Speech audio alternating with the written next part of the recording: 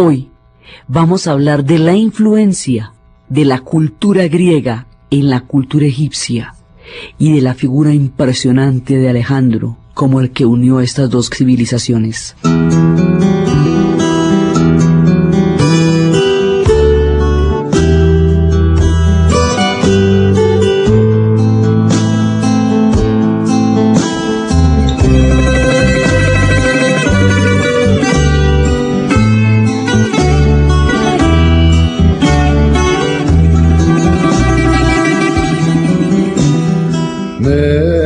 La vez pasada habíamos visto cómo los egipcios entran en una etapa sumamente crítica y difícil de su historia, y es la etapa en que primero llegaron los pueblos del mar, que eran los que había tenido que enfrentar el faraón después de Ramsés y todos ellos, y después llegaron las invasiones de los asirios, de los caldeos y luego de los persas. Como los asirios y los caldeos también arrasaron al pueblo de Israel que ya se había formado al otro lado, entonces hubo judíos que pelearon como mercenarios en el ejército de los egipcios, y también hubo griegos que pelearon como mercenarios en los ejércitos egipcios durante mucho tiempo. Los griegos, habíamos hablado, son muy tardíos en su formación como pueblo con respecto a los egipcios, porque cuando los griegos se vuelven grandes, habíamos visto cuando eran chiquitos que eran los pueblos venidos del mar, pero cuando los griegos se vuelven grandes, lo que llaman grandes, van a ser mucho tiempo después de que Egipto lleva mucho tiempo de civilización. Egipto es más antiguo que hemos visto que todo el mundo. Entonces los griegos van a conocer la maravilla de la historia cuando los egipcios llevan muchísimo tiempo por ella. Entonces los egipcios, al llegar a esta serie de invasiones, van a terminar el imperio nuevo y van a empezar un periodo intermedio, y ese periodo intermedio va a ser un periodo de invasiones que va a terminar rematándose con la invasión de los persas. Cuando los persas invaden a los egipcios, los persas van a ser devastadores y van a irrespetar muchas de las creencias de los egipcios, lo que los va a violentar muchísimo. Y van a tener mercenarios griegos peleando con ellos también, y van a tener otros pueblos peleando con ellos también. Entonces hay un momentico en que parecería que se va a ocultar el sol de los egipcios. Hay un momento en que la serie de invasiones, la cantidad de pueblos que los asolaron, la pérdida de unidad, la pérdida del centro del faraón como eje que sostiene el cosmos del mundo de los egipcios, hay un momento en que parece que el sol se va a eclipsar para el imperio y que los tiempos en que ellos fueron grandes van a empezar a sumirse en las tenebrosas sombras del pasado. Cuando esto parece ser así, cuando ya parece que no hay ninguna capacidad de renovarse y de reconquistar la grandeza del Alto y del Bajo Nilo, cuando ya parece que no hay un aliento que los salve ya de las tinieblas de la historia, aparecen los griegos cuando grandes. Y los griegos cuando grandes, al fusionarse con el mundo egipcio, al vertir su riqueza sobre la gran y majestuosa riqueza de la cultura egipcia, van a dar una mezcla fenomenal que le van a dar un nuevo aliento a los egipcios y los van a dinamizar y van a crear una etapa de civilización fantástica, absolutamente maravillosa. Y una vez más, los egipcios nos sorprenden, esta vez con la ayuda de los griegos, dándonos majestad, maravillas, conocimiento, fascinación, como siempre han podido hacer a lo largo de todos nuestros relatos. Este será el último cuarto de hora. Ya después, en la era de los romanos, caerán bajo el imperio romano, pero este cuartico de hora dura bastante, como todo lo de los egipcios. Serán 13 dinastías ptolomeas, 13 ptolomeos, que eso no es poquito. Lo que pasa es que comparativamente hablando, pues, es la última etapa. pero es fantástica. Digamos, ellos de todas maneras van a cerrar con broche de oro su paso por la historia, y este pedazo es maravilloso porque se van a fusionar dos grandes, los antiguos egipcios que llevan tanto tiempo de historia y de civilización, y los griegos que han llegado a un punto de esplendor completamente magnífico, lo suficientemente grandioso para formar los pilares de la civilización occidental. O sea, los griegos van a ser de quitarse uno el sombrero. Entonces, estos griegos magníficos que van a desarrollar un nivel de civilización tan alto, se van a encontrar con los fantásticos egipcios que han ido y vuelto de todos los saberes a través de un personaje más bacano todavía, a través de Alejandro el Grande, a través de Alejandro Magno. Y esta combinación de la grandeza de los griegos, la magnificencia de los egipcios y la grandeza de Alejandro va a dar un esplendor, uno de esos momentos en que florece el conocimiento, las artes, la espiritualidad, todo, porque las grandes civilizaciones se encuentran y son capaces de aprender la una de la otra y de tributarse maravillas la una a la otra. Uno de esos raros puntos en que la historia florece con tanto esplendor que enseña miles y miles de cosas a través de este encuentro cósmico entre los griegos y los egipcios. Entonces los griegos se fueron volviendo grandes. Después se unificaron, crearon toda esa civilización maravillosa y lo van a crear a través de ciudades-estados de Esparta, de Atenas, de Tebas. Pero es un mundo inestable, siempre es un mundo inestable porque las ciudades están en guerra entre sí con mucha frecuencia. Ellos van a vencer a los persas, que son las guerras médicas, ellos van a tener guerras entre sí, que son las del Peloponeso. La civilización griega como tal desarrolla un concepto de la política, el cual lleva a la idea del ciudadano. Desarrolla la lógica a través de Aristóteles, quien será el futuro maestro, pues el maestro de Alejandro, y la lógica es la que organiza todo el esquema mental con la cual funciona Occidente. O sea, todos los principios lógicos de una cosa no puede ser y no ser de la misma manera y al mismo tiempo. Eso es Aristóteles, todas las categorías, eso, digamos, los elementos con los que uno clasifica la realidad y la entiende, están armados por Aristóteles. Los griegos van a dar a Platón, y Platón va a dar toda una idea de un mundo de las ideas y de un mundo que imita al mundo de las ideas. Van a dar a Pericles, al sabio de Solón, y muchas otras cosas. A través de la tragedia vamos a conocer a los grandes y el espíritu profundo del alma humana.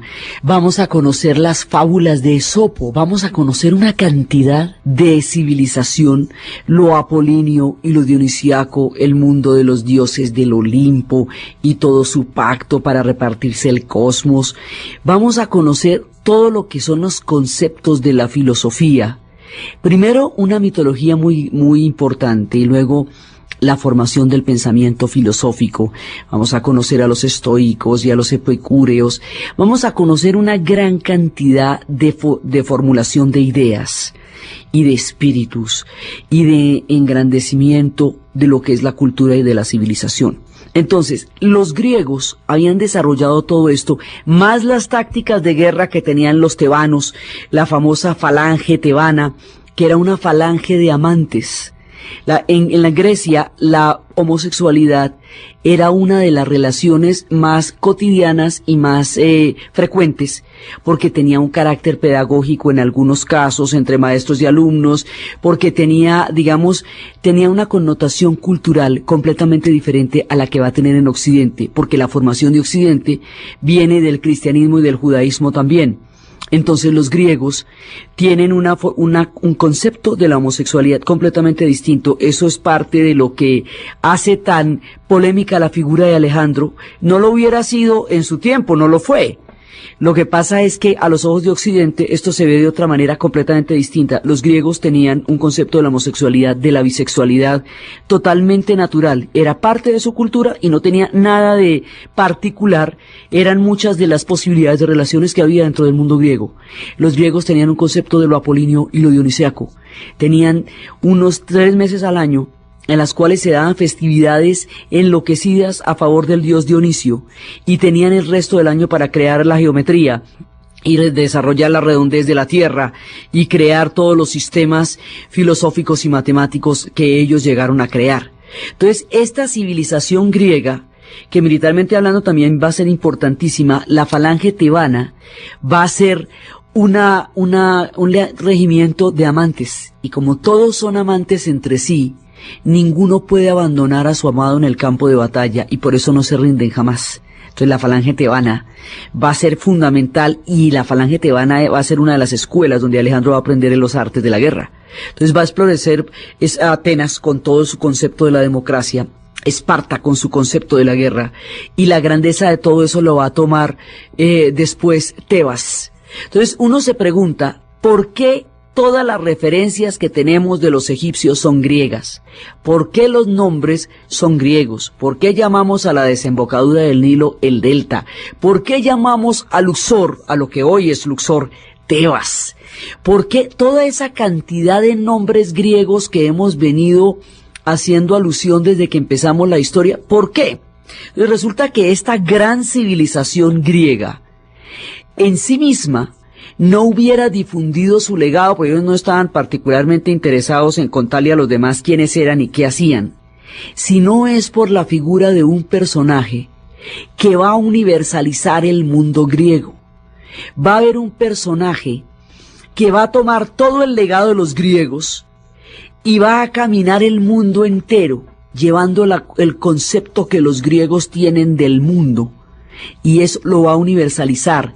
Y eso es lo que se va a llamar el helenismo. Ese personaje es Alejandro.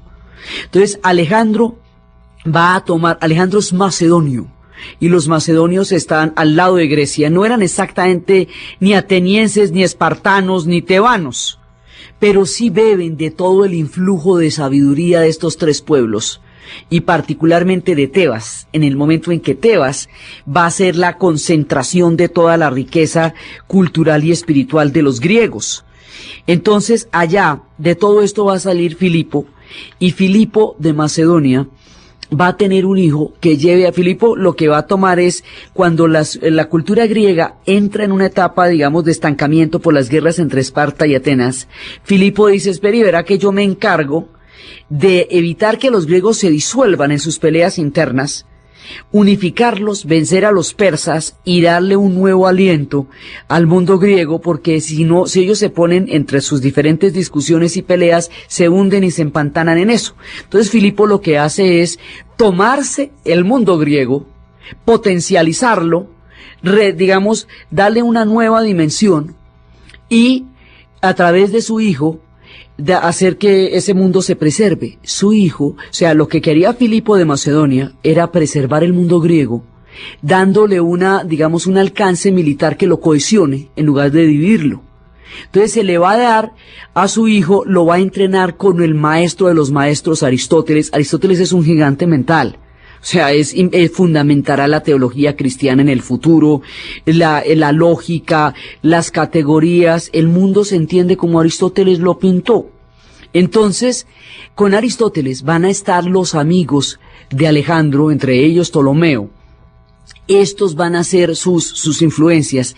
Alejandro toma los estandartes de Filipo, pero más allá de eso, los va a universalizar, porque va a caminar 4 millones de kilómetros en una conquista gigantesca. Entonces, Alejandro tiene la grandeza dentro, viene formado por un rey que era capaz de concebir un universo poderoso, y es el portador, el que va a dar a conocer al mundo una cultura brillante. Esa combinación es la que va a llegar a Egipto, tomando, entendiendo, respetando y amando el legado de los egipcios, porque otra de las gracias que tenían los griegos era que sí sabían apreciar la civilización que los egipcios serían, cosa que no pudieron apreciar los persas. Los persas, siendo grandes y siendo magníficos y siendo también una civilización muy valiosa, no van a apreciar el poder de Egipto en términos de su cultura, sino que lo van a tratar de someter por ser un granero y por ser tan rico como Egipto siempre fue en el mundo antiguo. Entonces, los griegos van a llegar allá. ¿Y van a llegar cómo? Van a llegar a través de los procesos de conquista de Alejandro. Entonces, Alejandro va fundando ciudades. Alejandro, por un lado, va fundando ciudades, y por el otro lado, él cuando llega a Egipto, es que Egipto está pues en la mitad del camino, para poder llegar hasta Persia pues tuvo que pasar por Egipto porque está en la mitad del camino. Cuando va a llegar a Egipto, va a ir ante el oráculo de Amón. El oráculo de Amón le dice que sí es un dios, que no es el hijo de Filipo sino de Zeus, que sí va a conquistar el mundo. El oráculo de Amón confirma los sueños de Alejandro, y con eso él está listo para entender no solamente la grandeza que lleva en su corazón de los griegos, sino la divinidad que entenderá en su alma de los egipcios.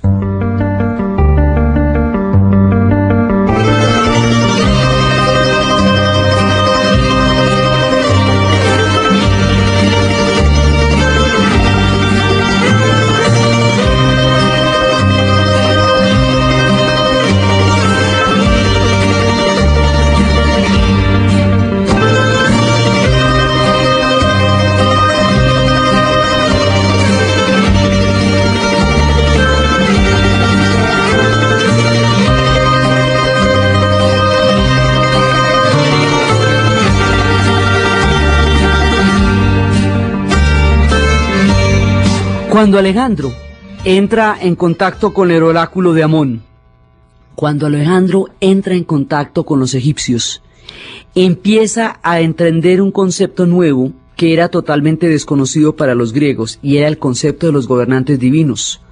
Entre los griegos, los gobernantes son políticos, y es alrededor de las polis, de las ciudades, donde los griegos conciben la actividad política, y ellos tienen una política separada de los dioses. Digamos, la actividad política después de los estragos de la guerra de Troya, que era una guerra entre los dioses donde los humanos fueron juguetes de las voluntades de los dioses.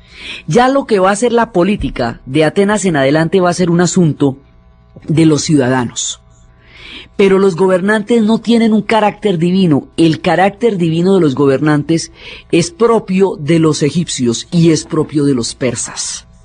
Cuando Alejandro llega ante el oráculo de Amón, va a aprender de los persas, pero primero que todo de los egipcios. Además, esto de los egipcios le corre la cabeza al mundo antiguo, porque también en el futuro Julio César aprenderá el carácter divino de los gobernantes cuando llegue donde los egipcios.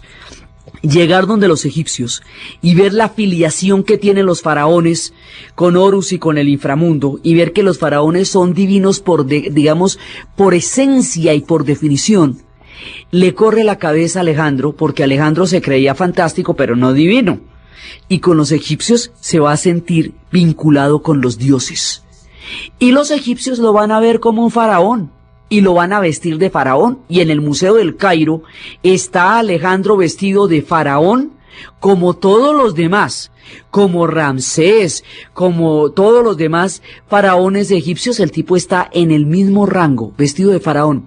Los griegos, y a través de ellos Alejandro, van a respetar, a entender la cultura de los egipcios. Ya habían tenido contacto con ellas desde hacía mucho tiempo, ya los historiadores, Heródoto había hablado de ellos, e inclusive alguna vez habíamos hablado de cómo, para evitar que los griegos dijeran cualquier cosa de los egipcios, fue que Menatón hizo la periodización, haría la periodización de su imperio para que los otros tuvieran una idea más clara de cómo sería la cosa en el futuro. Ya había habido contactos, habían peleado con ellos como mercenarios y todo eso, pero ahora van a empezar a ejercer una influencia definitiva y crucial.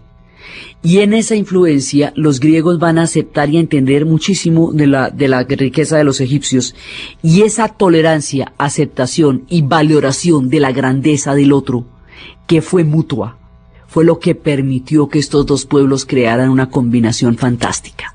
Entonces Alejandro va fundando ciudades porque, como griego que es, entiende que solamente la actividad humana se desarrolla, así lo concebían los griegos, dentro de la estructura de las ciudades, de la polis. Aristóteles decía que el hombre es un animal político, es decir, que la actividad de la política, de la polis, es esencial e inherente. Entonces Alejandro lo que tiene es una idea de un influjo civilizador.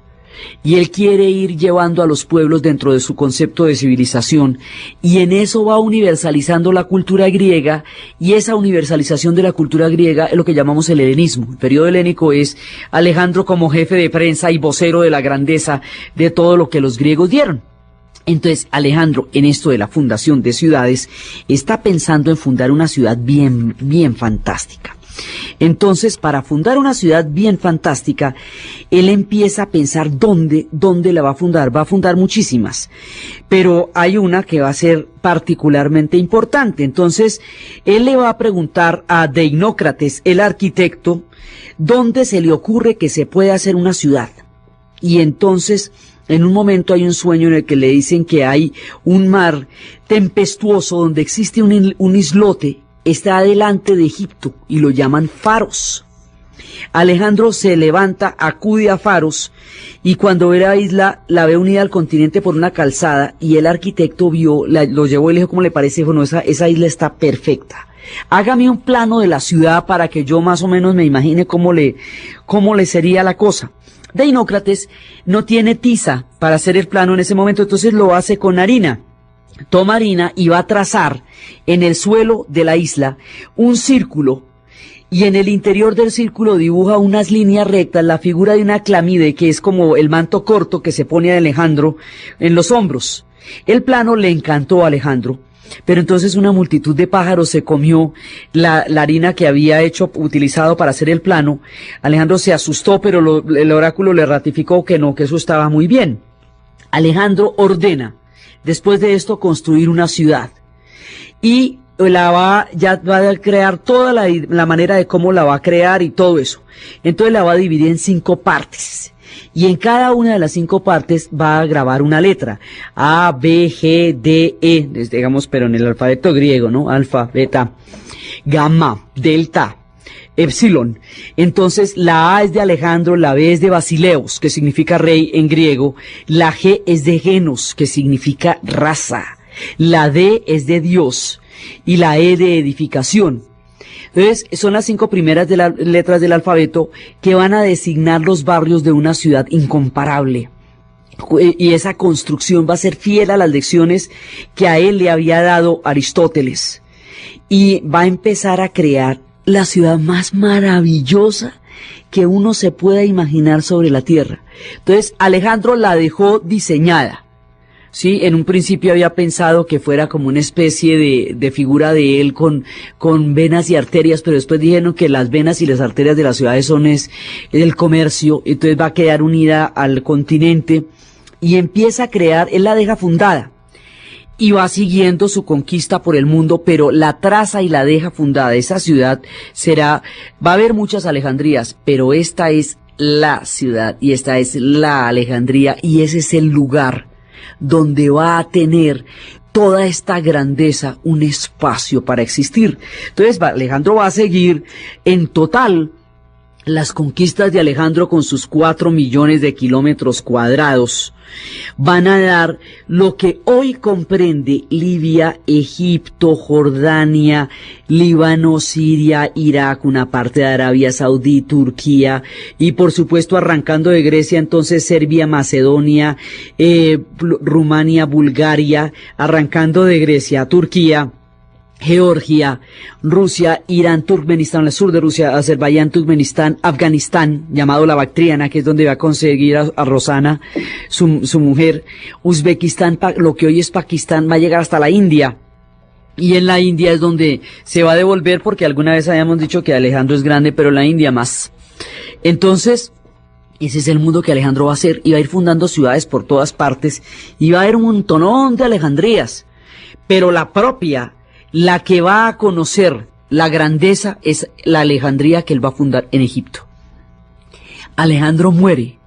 Con la muerte de Alejandro, con toda su grandeza y con todo su legado que Oliver Stone nos está mostrando, con la muerte de Alejandro, los generales, es decir, sus amigos, su parche, sus compadres, que fue con los que se educó, que fue con los que guerrió, que fue con los que caminó, y que fue con los que conquistó el mundo, y que se morían de la rabia cada vez que le daba un ataque de divinidad ya fuera de Egipto o ya fuera de Persia, porque decían se las cree las que le dicen, pero él también sabía que si no se embestía de divinidad los pueblos no lo iban a adorar. Alejandro entendió a los pueblos que conquistó como sus iguales. Y eso casi nadie es capaz de entender, que esos pueblos son tan valiosos como el suyo propio, que son antiguas civilizaciones, y fundaba ciudades para sacar muchas veces a los pueblos que consideraba que el nomadismo los apartaba de un influjo civilizador que él llevaba en ese momento. Entonces Alejandro va a morir muy joven. Va a morir a los 33 años, ya habiendo conquistado el mundo y siendo el referente fundamental de lo que es un gran conquistador. Después hasta Julio César le tenía envidia, y despertarle envidia a Julio César, que fue tan grande, pues tiene su cuento. Entonces Alejandro va a morir, y al morir Alejandro, los generales, o sea, sus amigos y sus parceros, se van a dividir el imperio de todo cuanto Alejandro conquistó. Y cada uno de ellos va a quedar en nombre de alguien. Entonces, de esa manera, Seleuco va a quedar entre Palestina y Mesopotamia, Casandro va a quedar en lo que antes era la parte de la península balcánica, y dentro de eso, Ptolomeo, su compañero, su amigo, que dicen que era primo de él, Ptolomeo, que es el que va a estar, digamos, va a tomar esta parte, a él le va a corresponder Egipto. Entonces, al conquistar Egipto y al quedarse Ptolomeo en Egipto, después de la muerte de Alejandro, se funda una nueva dinastía, la dinastía de los Ptolomeos. Es una dinastía griega que va a gobernar en Egipto, y estos van a ser faraones. Todos se van a llamar Ptolomeo, pero lo que los distingue es el apellido. Este Ptolomeo se llama Ptolomeo Sóter, por los dioses egipcios. Entonces van a hacer una fusión entre el mundo griego y el mundo egipcio, que se va a manifestar a través de faraones. Estos van a ser 13 faraones, y todos se llaman Ptolomeo, y todas las mujeres se van a llamar Cleopatra. Son 7 Cleopatras, hasta la última Cleopatra, Ptolomea, que es la que va a conocer a Julio César y a Marco Antonio, y es la última de las reinas de Egipto. Entonces, esto se va a conocer muchísimo, este periodo de la historia, porque los griegos van a fundamentar la civilización occidental, y entonces, pues, a través de ellos se van a conocer todos los legados de los pueblos donde ellos estuvieron. Entonces, aquí estamos en un esplendor. Esto ya no es un Egipto autónomo propiamente dicho, porque ese ya nos desapareció con las invasiones y con el fin del Imperio Nuevo. Por eso ya no llamamos Imperio Nuevo, sino el periodo intermedio y ahora el periodo griego. Pero sí va a ser un Egipto muy respetado dentro de sus propias tradiciones. Digamos, los Ptolomeos van a ser legítimos ante los egipcios, porque los Ptolomeos van a reconocer todo el valor de la cultura egipcia, y es a través del reconocimiento de sus dioses y a través del reconocimiento de su grandeza que los egipcios van a poder recibir la influencia griega. De otra manera no lo hubieran tolerado. Cuando llegaron los persas, los egipcios los sacaron de allá, pero rapidito, porque les parecían unos irrespetuosos. Pero los griegos, que llegan con sentido de valía, van a poder establecer un sincretismo con la cultura egipcia.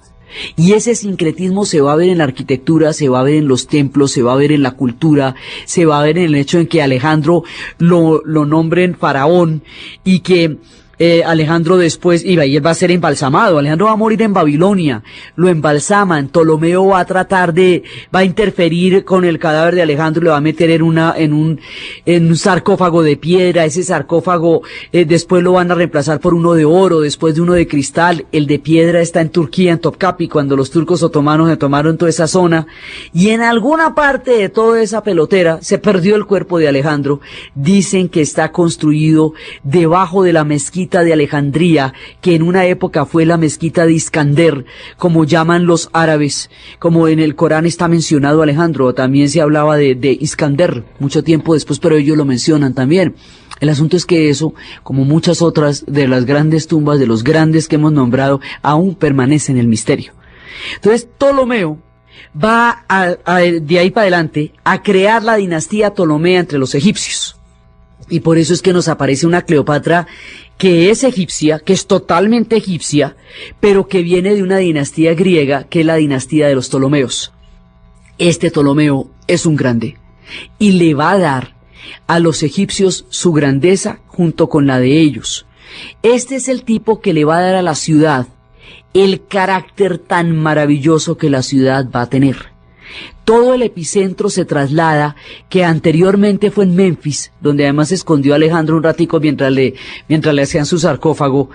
Después, cuando estaba muerto, la grandeza del imperio antiguo fue en Memphis. La grandeza del imperio medio y nuevo va a ser en Tebas. Pero ahora, en el tiempo de los griegos, del gobierno de los griegos, la grandeza se va a trasladar en una dimensión inimaginable a la hermosísima y maravillosa ciudad de Alejandría, donde todo va a ser posible.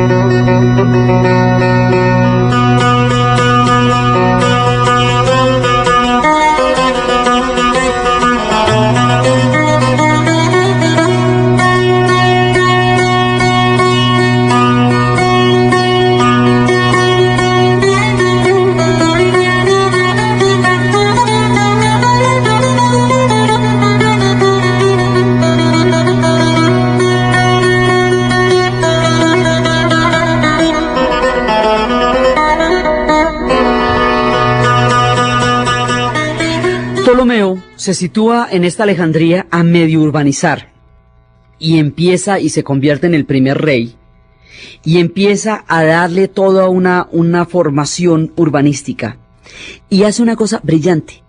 Recurre a los antiguos saberes de los constructores de pirámides y los combina con la razón y la lógica que los griegos le debían a Aristóteles y hace de la combinación de esos dos saberes una ciudad perfecta, con una geometría perfecta, aprovechando la sabiduría de ambos. Y de esa manera va a crear una ciudad maravillosa, va a tender un puente sobre el mar para llegar a la isla de Faros. Y allí va a mandar erigir una torre. Desde hace casi 2 milenios que salvó a la tripulación. El mar de Alejandría es muy turbulento. Eso, mejor dicho, es bravo como él solo. La presencia y la necesidad de un faro le salva la vida a mucha gente. Entonces va a construir un faro que se va a convertir en una de las maravillas del mundo antiguo. Y entonces, encima de la maravillosa ciudad que es, usted pasa y está el faro de Alejandría. El faro sería destruido 1 milenio después por un terremoto, pero es parte de lo que le va a dar la grandeza a la ciudad, es el faro de Alejandría, que va a poder iluminar y orientar a los viajeros por entre uno de los mares más turbulentos en una de las esquinas más bravas del Mediterráneo. Al lado del faro de Alejandría hay una pequeña isla donde hay un faro ciego. Ese faro ciego es una torre que no tiene vidrios y no tiene velas y no tiene luz ninguna. Es una torre totalmente ciega y alrededor de ella hay una gran cantidad de tumbas egipcias.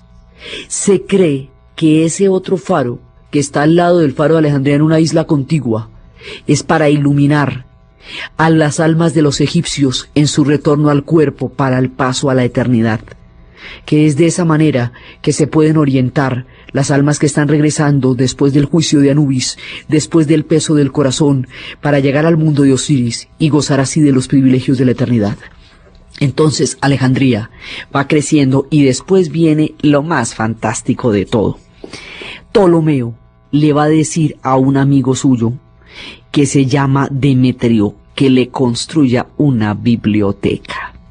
¿Por qué? Porque Ptolomeo era tan ambicioso como Alejandro en términos de conquista, pero él no quería conquistar territorios, ni llegar a los confines de la tierra como Alejandro hizo y como él caminó junto con Alejandro. Él lo que quería era conquistar los inmensos territorios de la civilización y el saber de todos los pueblos de la tierra, y su ambición desmedida como la de Alejandro se situaba en el conocimiento y no en el territorio. Y empieza a traerse los sabios griegos, los más fantásticos, y empieza a traer hacia la ciudad los sabios de todas las tierras del mundo antiguo, y empiezan a construir. Demetrio, por encargo de Ptolomeo, construirá la Biblioteca de Alejandría. Y la Biblioteca de Alejandría consiste en tomar los papiros de los barcos que van a llegar a Alejandría, quedarse con los originales y darles una copia lindísima, eso sí, una copia repila, pero los originales se van a quedar en Alejandría. De esa manera, al quedarse los originales en Alejandría y al empezar a hacer las traducciones de las grandes obras y todo, en Alejandría empiezan a darse las primeras organizaciones de las bibliotecas y empiezan a aparecer los catálogos para poder clasificar los pergaminos. Los pergaminos no, porque la historia de los pergaminos es distinta. Una vez que va a haber un monopolio de papiro en Alejandría, el rey de otra parte, que era Pérgamo, decide tomar los cueros de las reses y escribir sobre ellos, y así surgirá el pergamino. Aquí estamos con los papiros. Los papiros se van a organizar en anaqueles, y para poderlos clasificar vamos a utilizar los catálogos. Y con los catálogos y las clasificaciones vamos a empezar a desarrollar las bibliotecas. Y una manera de establecer contacto con Alejandría era llegar con barcos cargados de papiros, que fueran copiados y entregados. Alejandría respetaba y aceptaba a todo navío que llegara con libros, porque la condición era que sus papiros fueran compartidos con Alejandría. Iba a llegar a tener más de 750.000 volúmenes. Iba a llegar a tener un conocimiento de todo el mundo de la antigüedad. Esa biblioteca es una biblioteca del universo, es el primer concepto de una biblioteca universal, donde los saberes de Persia, de India, de Grecia, de todas partes se encuentren contenidos en un solo lugar, para que Ptolomeo tenga acceso a los grandes horizontes infinitos del conocimiento a través de la grandeza y la magnificencia de la Biblioteca de Alejandría.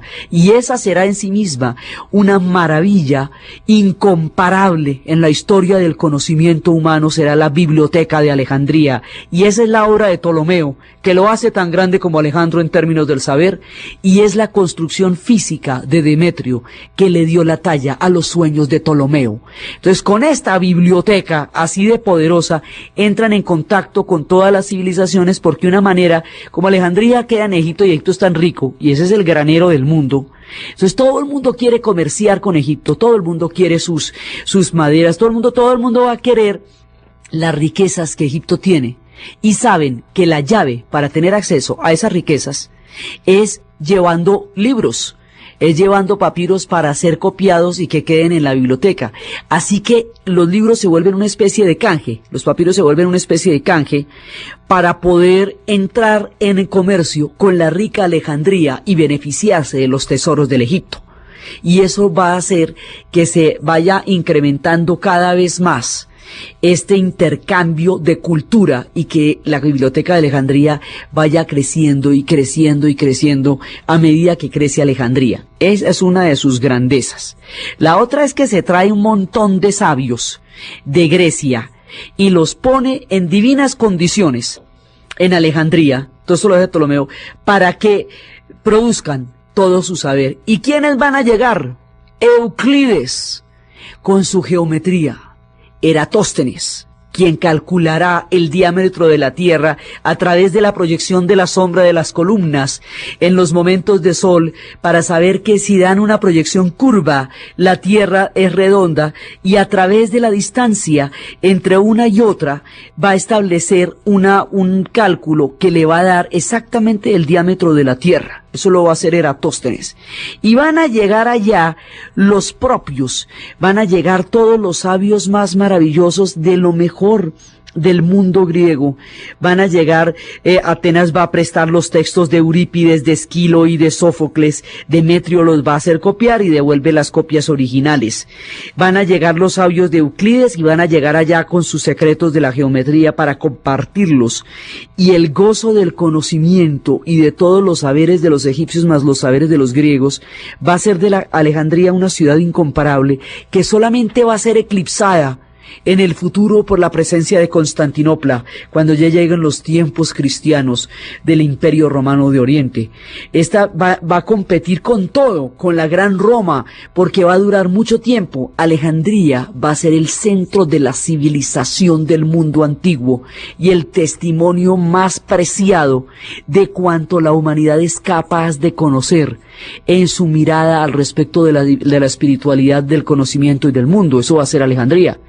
Y entre toda la gente que lleva a Alejandría, hablan de un libro que habla de un solo Dios, y eso les parece rarísimo.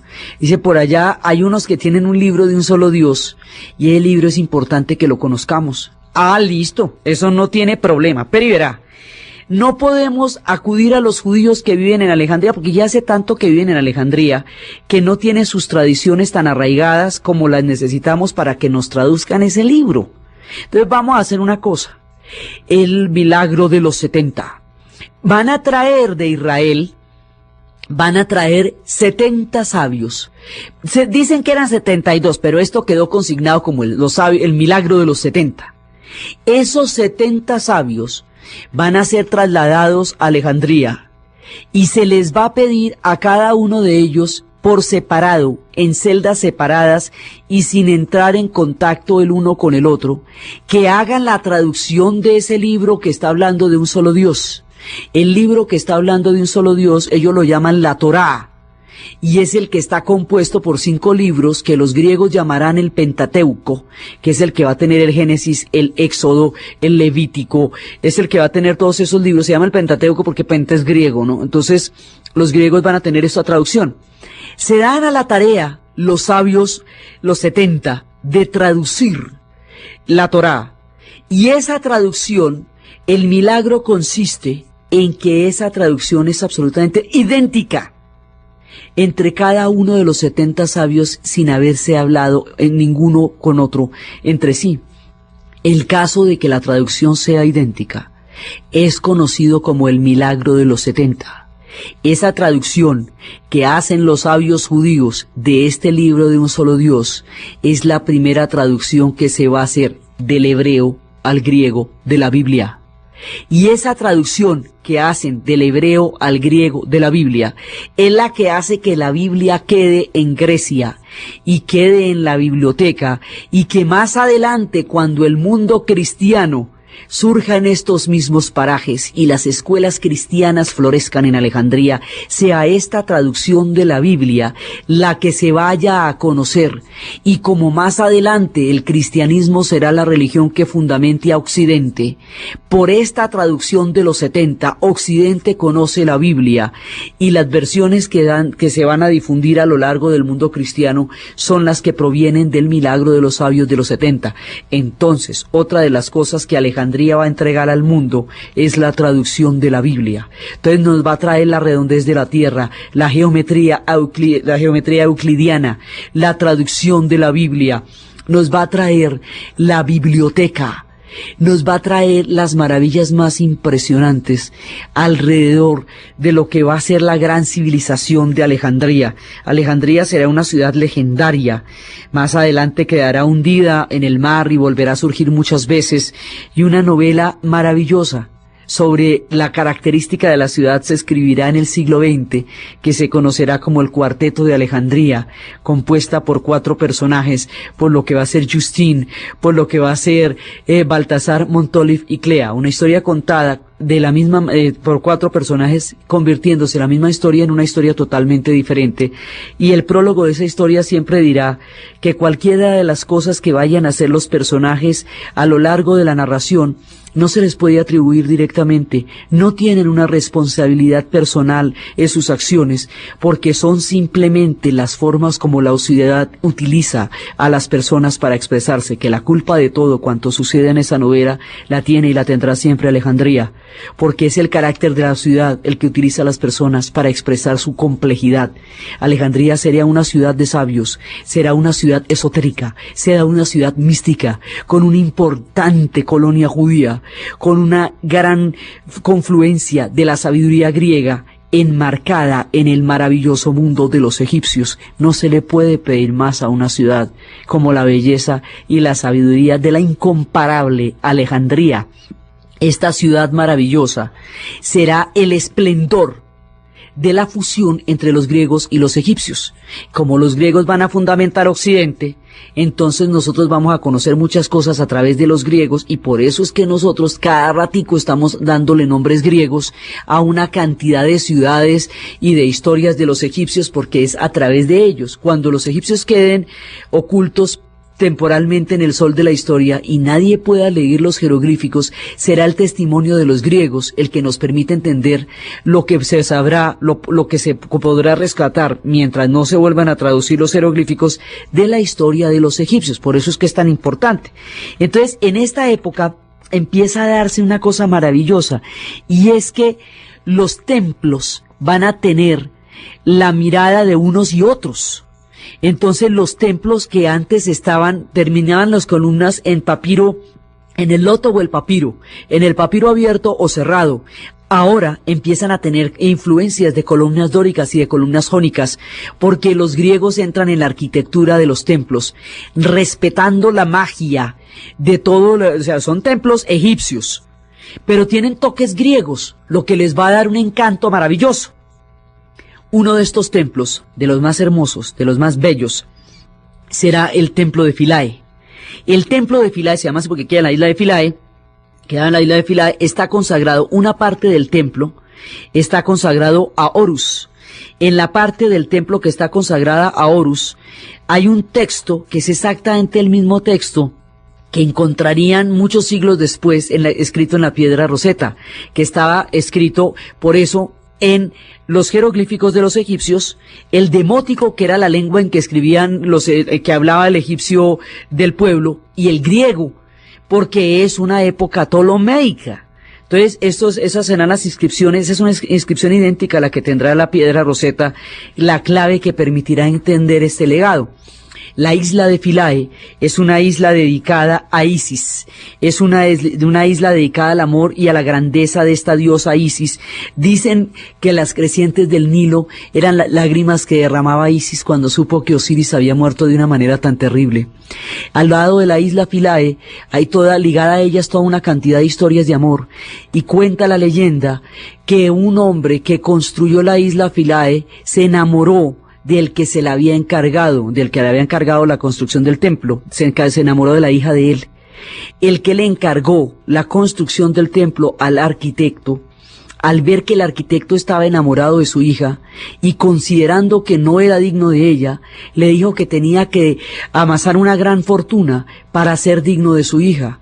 El arquitecto se va desolado a levantar una fortuna gigantesca, y cuando llega con una fortuna que lo va a hacer digno de casarse con la mujer que ama, se encuentra con que el padre de esta mujer lo ha engañado y la ha aislado en el centro de la isla de Philae, haciendo inaccesible al haber cortado cualquier paso en el mar y dejando la isla totalmente separada para que él no pueda ver a su amada.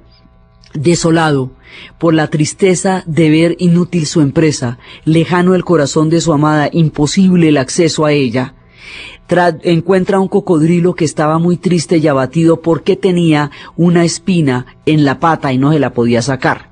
Entonces este tipo se le ocurre que si ayuda al dolor del cocodrilo, eso mitigue en algo el suyo, el ayudar al dolor de otro, y le quita la espina de la pata al cocodrilo, en una analogía de lo que más adelante sería la historia de Andrócles y el león en tiempos de los romanos. Le quita la espina.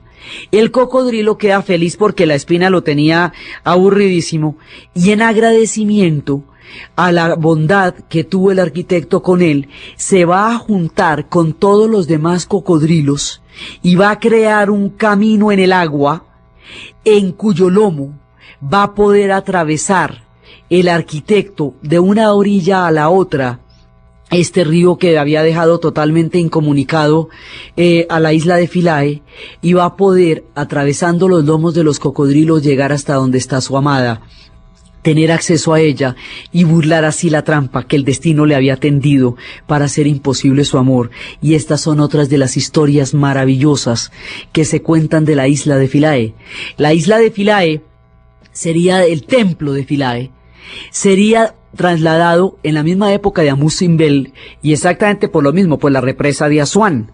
Entonces, actualmente el templo de Philae queda en la isla de Argilia, pero todavía lo llamamos el templo de Philae. Incluso dinamitaron pedazos para que quedara igualito a como era la isla de Philae. Se llama el templo de Philae. Recoge la grandeza de Isis. Es una historia de amor y es un templo para los enamorados por la historia del arquitecto que venció todos los obstáculos para estar con su amada. Tiene toda la magnificencia de los templos egipcios y el toque sutil, porque en esto eran sutiles, de los griegos en ciertas formas de las columnas. Es el último templo donde se inscribieron los jeroglíficos, antes de que desaparecieran en el silencio de los tiempos estos maravillosos testimonios del inframundo. Es el último de los grandes templos. Entonces todo esto va haciendo florecer el mundo de los Ptolomeos.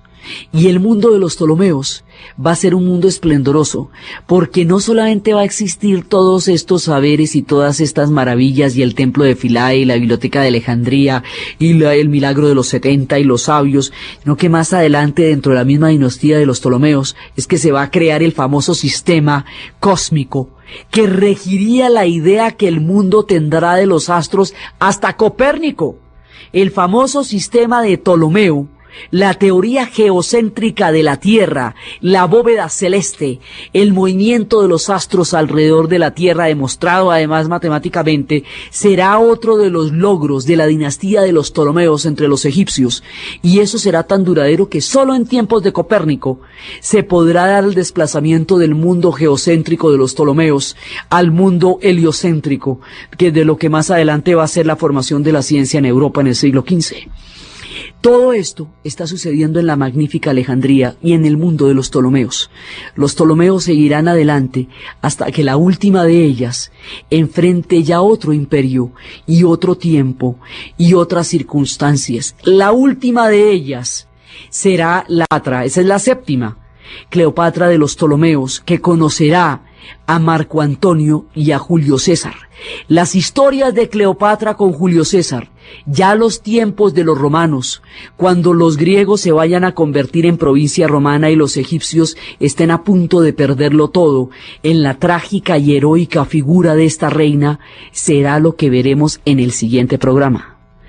Entonces, desde el esplendor de Alejandría, la grandeza de Alejandro, la talla histórica de Ptolomeo, la maravilla de la biblioteca, el esplendor de la fusión de dos culturas que le han dado al mundo uno de sus periodos más eximios y fantásticos en términos de grandeza, conocimiento y espiritualidad, en la narración Diana Uribe, en la producción Jessy Rodríguez, y para ustedes feliz domingo.